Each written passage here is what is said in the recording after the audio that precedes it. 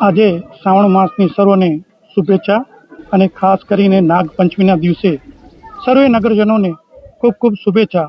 શ્રાવણ માસની નાગપંચમી એ ભુજ નહીં કચ્છ માટે એક અનેરો દિવસ છે અને ખરેખર કચ્છના લોકોને જ્યારે રાજાશાહી હતી ત્યારે તો કચ્છના દરેક વર્ગના લોકો, દરેક વર્ણના લોકો કચ્છના રાજ પરિવાર સાથે રહેતા હતા.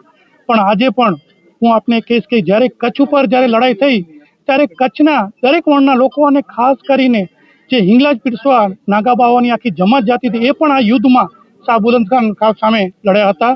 અને જે દિવસે આ વિજય થયો તે દિવસે નાગપંચમી હતી અને ત્યારથી આ ઉજવાય છે. અને ખાસ કરીને આપના દ્વારા એ જ કહીશ કે આપણી પરંપરા અને આપણા તહેવારો આપણે ભૂલવા ન જોઈએ.